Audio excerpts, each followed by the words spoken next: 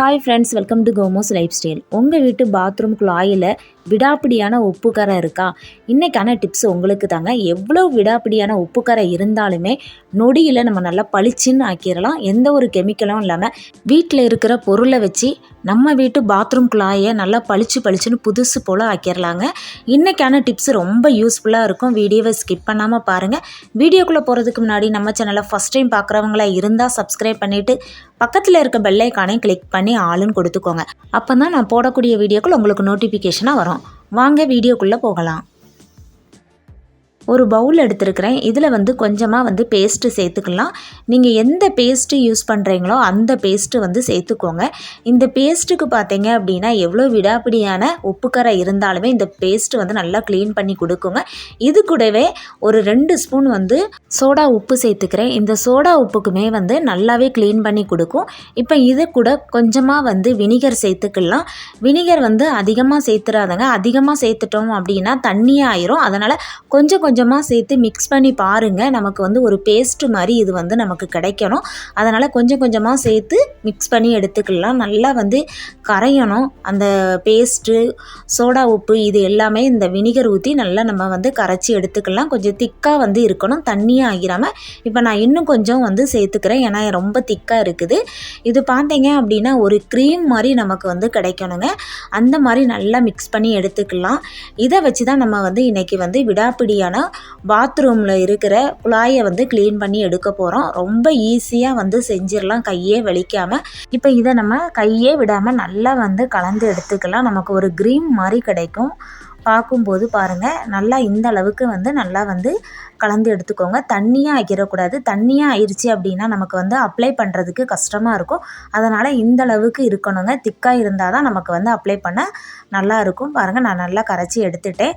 பாத்ரூமில் இருக்கிற இந்த குழாய் பார்த்தீங்க அப்படின்னா ரொம்ப உப்பு கரையாக இருக்குது. உங்களுக்கு பார்த்தாலே தெரியும். கையை வச்சு கூட நான் காட்டுறேன் எவ்வளோ உப்பு கரையாக இருக்குதுன்னு. எந்த ஒரு கெமிக்கலும் இல்லாமல் கடையில் அதிகமாக காசு கொடுத்து வாங்காமல் நம்ம ரெடி பண்ணி வச்சுருக்க இந்த கிளீனர் இருந்தாலே போதுங்க. எவ்வளோ விடாப்பிடியான உப்பு கரை இருந்தாலுமே உங்களோட குழாய் நல்லா புதுசு போல் நல்லா பளிச்சுன்னு ஆயிரும். இந்த டேப்பு பார்த்தீங்க அப்படின்னா ரொம்ப உப்பு கரையாக இருக்குது. இதை நான் லைவாகவே உங்களுக்கு இதை க்ளீன் பண்ணி காட்டுறேன்.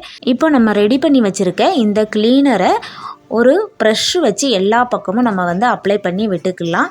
எங்கெல்லாம் உப்புக்கரை இருக்கோ ஃபுல்லாக அப்ளை பண்ணி விட்டுக்கலாங்க. என்னோடய டேப்பில் பார்த்தீங்க அப்படின்னா ரொம்ப நாளாக க்ளீன் பண்ணாமல் ரொம்ப உப்புக்கரையாக இருக்குது. இப்போ நான் எல்லா பக்கமுமே நான் அப்ளை பண்ணிக்கிறேன். உங்களுக்கு லைவாக தான் நான் இதை காட்டுறேன். இந்த டிப்பு உங்களுக்கு ரொம்ப யூஸ்ஃபுல்லாக இருக்குங்க. எவ்வளோ விடாப்பிடியான உப்புக்கரை இருந்தாலும் நீங்கள் இந்த மாதிரி ட்ரை பண்ணி பாருங்கள். உங்கள் வீட்டு பாத்ரூமு குழாயாக இருக்கட்டும், இல்லைனா கிச்சனில் இருக்கிற குழாயாக இருக்கட்டும், உங்களுக்கு உப்புக்கரை இருந்துச்சுது அப்படின்னா இந்த மாதிரி நீங்கள் ட்ரை பண்ணி பாருங்கள். உங்களுக்கு 100% நல்ல ரிசல்ட்டு கிடைக்குங்க. இப்போ இதை நான் எல்லா பக்கமும் நல்லா அப்ளை பண்ணிவிட்டு நான் உங்ககிட்ட காட்டுறேன். இப்போ பாருங்கள், நான் எல்லா பக்கமுமே அப்ளை பண்ணிட்டேன். இதை ஒரு அரை மணி நேரத்தில் இருந்து ஒரு 1 மணி நேரம் நம்ம நல்லா ஊற வச்சிடலாம். ஊற வச்சோம் அப்படின்னா நமக்கு க்ளீன் பண்ணுறதுக்கு ரொம்ப ஈஸியாக இருக்கும். நான் அரை மணி நேரம் தான் நான் ஊற வச்சுருக்கேன். இப்போ இந்த மாதிரி ஸ்டீல் ஸ்க்ரப்பர் எடுத்துக்கோங்க. எடுத்துட்டு இந்த மாதிரி லைட்டாக தேய்ச்சி விட்டாலே போதும்.